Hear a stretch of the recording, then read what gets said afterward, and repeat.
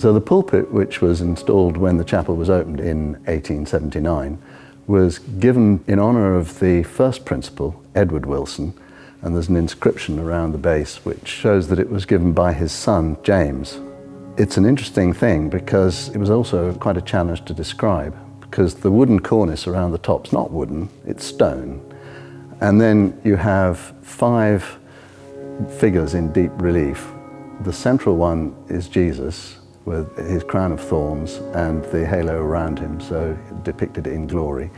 And either side of him are the 4 evangelists. It stands on 7 pillars, which is marble of a kind. I think it's Pulvash marble. Interestingly, one of the challenges in describing it was to find a way of describing the frieze around the base, which look rather like reamers or lemon squeezers. I think in the end we called them deeply fluted pellets.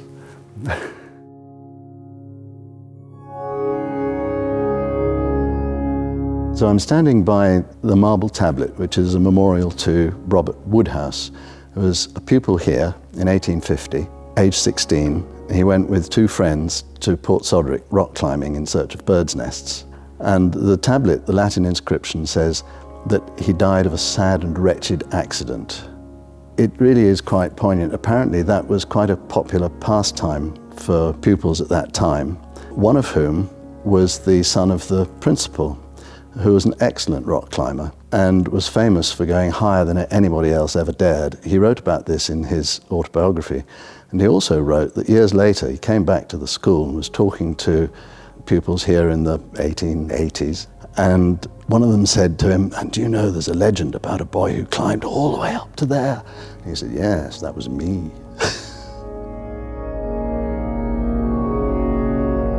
So I'm now standing in front of the altar communion table known as the martyr's table because of the 4 depictions of early martyrs.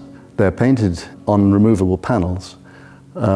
We have from the left to the right St. Stephen, Olaf, St. George and St. Alban. They're painted by Charles Gray, who also painted the paintings around the chancel here and designed the windows.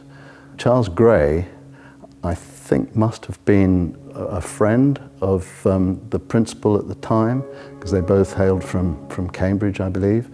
But at any rate, Charles Gray's influence in the chapel is all over the place.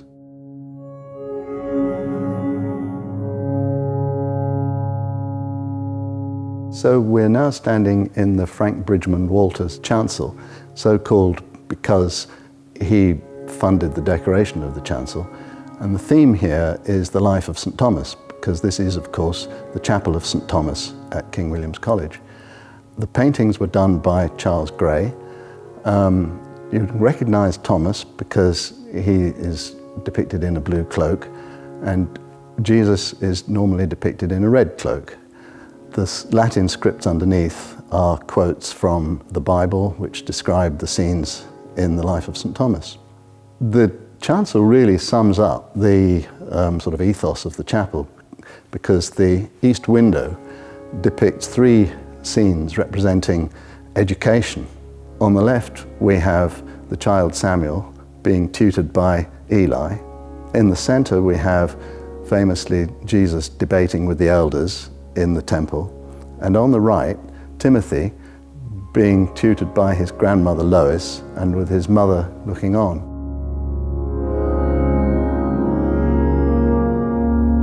We were really pleased to be able to come and do the record of King William's Chapel. And we've only really been able to talk about a few of the things here. There's so many interesting things that we found. It has been a pleasure to come and do the record at King William's.